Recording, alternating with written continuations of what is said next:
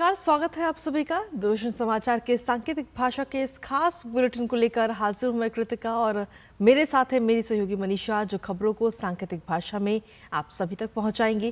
तो चलिए शुरुआत करते हैं इस खास बुलेटिन की और सबसे पहले देखते हैं सुबह की सुर्खियां।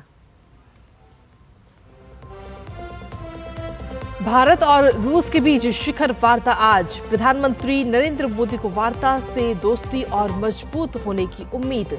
साथ ही दस्तावेजों का होगा आदान प्रदान।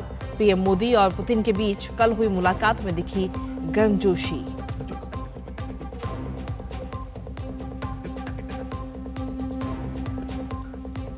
रूस दौरे के दूसरे दिन पीएम मोदी भारतीय समुदाय से करेंगे मुलाकात।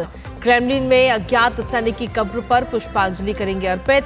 राष्ट्रपति पुतिन के साथ एटम प्रदर्शनी केंद्र का भी करेंगे दौरा।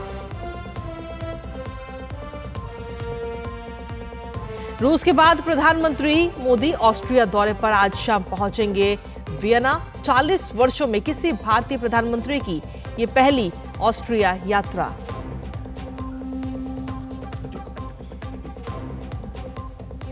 भारी बारिश के कारण मुंबई सहित कई जगहों पर स्कूल कॉलेज बंद। घर से बाहर ना निकलने की हिदायत। उत्तराखंड में भी हाल बेहाल, वहीं राजस्थान के कई हिस्सों में भी तेज बारिश।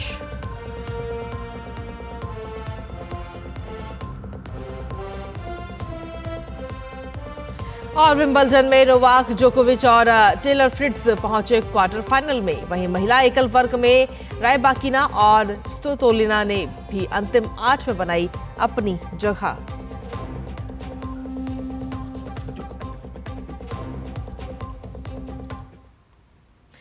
तो ये थी सुबह की सुर्खियां और सुर्खियों के बाद अब खबरों में विस्तार से बात करेंगे। प्रधानमंत्री नरेंद्र मोदी रूस के दौरे पर हैं और अपनी यात्रा के दौरान प्रधानमंत्री मोदी आज राष्ट्रपति व्लादिमीर पुतिन के साथ 22वें भारत रूस वार्षिक शिखर सम्मेलन की सह अध्यक्षता करेंगे।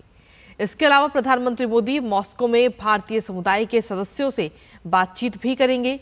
क्रेमलिन में प्रधानमंत्री मोदी अज्ञात सैनिकों की कब्र पर पुष्पांजलि भी अर्पित करेंगे। वहीं राष्ट्रपति पुतिन के साथ एटम प्रदर्शनी केंद्र का भी दौरा करेंगे। इससे पहले प्रधानमंत्री मोदी ने राष्ट्रपति व्लादिमीर पुतिन के साथ मुलाकात की। इस दौरान दोनों नेताओं की गर्मजोशी देखने को मिली। राष्ट्रपति पुतिन ने प्रधानमंत्री नरेंद्र मोदी को अपने आवास नोवो ओगारियोवो पर आमंत्रित किया।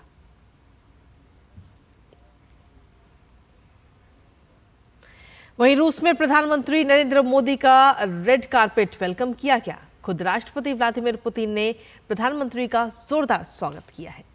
प्रधानमंत्री ने अपने सोशल मीडिया प्लेटफॉर्म पर पोस्ट करके नोवो ओगारियोवो में मेजबानी करने के लिए रूस के राष्ट्रपति का आभार जताया। उन्होंने कहा कि हमारी वार्ता को लेकर उत्सुक हूं, जो निश्चित रूप से भारत और रूस के बीच मित्रता के बंधन को और मजबूत करने में एक लंबा रास्ता तय करेगी।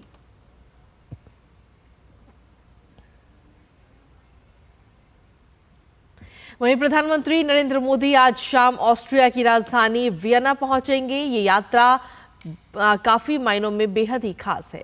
दरअसल दोनों देशों के बीच राजनयिक संबंधों के 75 साल हो चुके हैं। साथ ही बीते 40 साल में किसी भी भारतीय प्रधानमंत्री की ये पहली ऑस्ट्रिया यात्रा है। भारत और ऑस्ट्रिया के बीच व्यापार, तकनीक और सतत विकास के क्षेत्र में संबंध बेहद मजबूत है। ऐसे में पीएम की ये यात्रा इन संबंधों को और मजबूत करने का काम करेगी।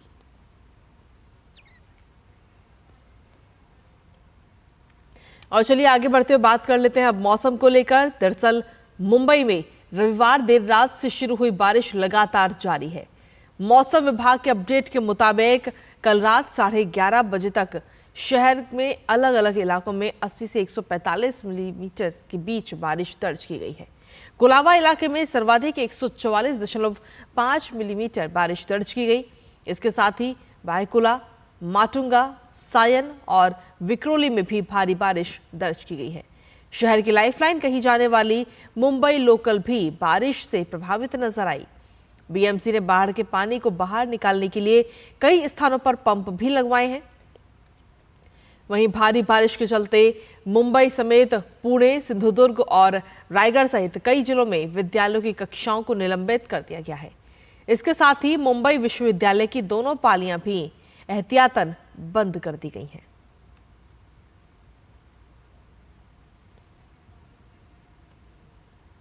और वहीं गुजरात में बारिश से लोगों को राहत मिलती हुई नजर नहीं आ रही है।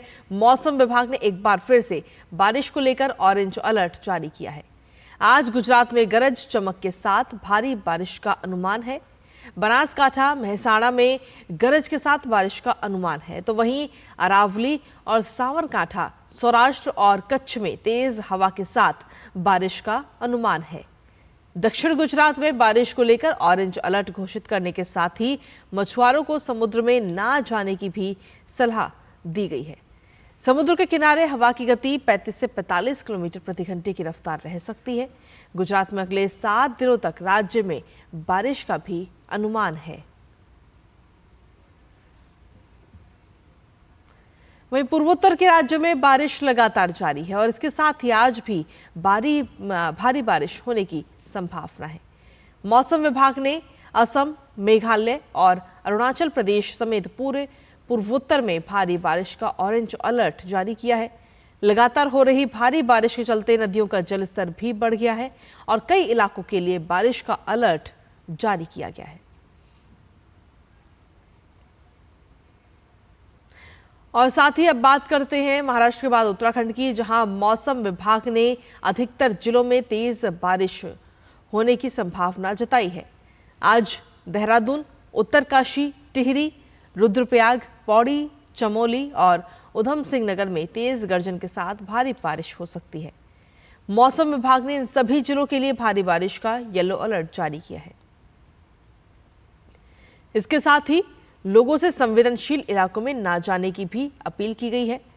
उत्तराखंड में हो रही मूसलाधार बारिश के चलते 300 के लगभग सड़कें बंद हैं।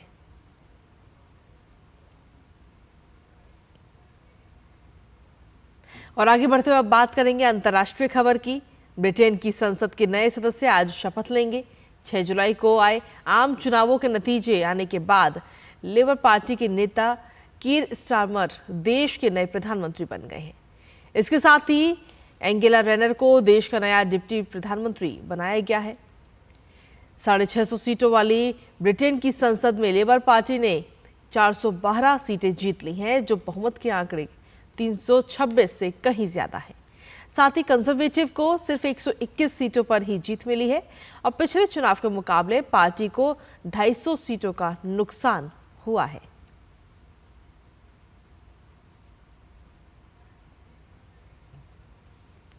वहीं फ्रांस में हुए संसदीय चुनावों के नतीजों के मुताबिक वामपंथी गठबंधन न्यू पॉपुलर फ्रंट एनएफसी ने सबसे अधिक सीटें जीती हैं।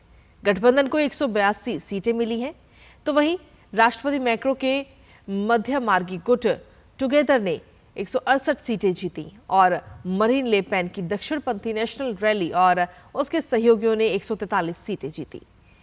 देश की नेशनल असेंबली की कुल 577 सीटें हैं, जिनमें से बहुमत चाहिए और इन नतीजों से ये भी स्पष्ट होता है कि देश में कोई भी पार्टी पूर्ण बहुमत हासिल करने में सफलता प्राप्त नहीं कर पाई है। त्रिशंकु संसद के कारण राजनीतिक उठापटक भी शुरू हो चुकी है। वहीं मौजूदा प्रधानमंत्री गैब्रियल एतल ने अपने पद से इस्तीफा देने का भी ऐलान कर दिया है। और अब बात खेलों की करते हैं, जहां नोवाक जोकोविच ने विंबलडन के क्वार्टर फाइनल में अपनी जगह बना ली है। राउंड ऑफ 16 में जोकोविच ने होल्कर रून को 6-3, 6-4, 6-2 से हराया। वहीं अमेरिका के 13वीं वरीयता प्राप्त टेलर फ्रिट्ज ने विंबलडन के क्वार्टर फाइनल में अपनी जगह बना ली है। फ्रिट्ज ने चौथी वरीयता प्राप्त ज्वेरेव को 4-6, 6-7, 6-4, 7-6, 6-3 से मात दी।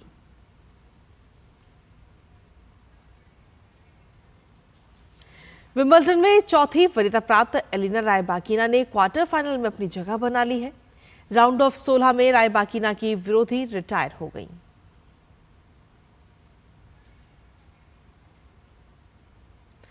वहीं यूक्रेन की एलिना स्वितोलिना ने विंबलडन के क्वार्टर फाइनल में अपनी जगह बना ली है। स्वितोलिना ने राउंड ऑफ 16 में चीन के जिन्यू वांग को 6-2, 6-1 से हराया।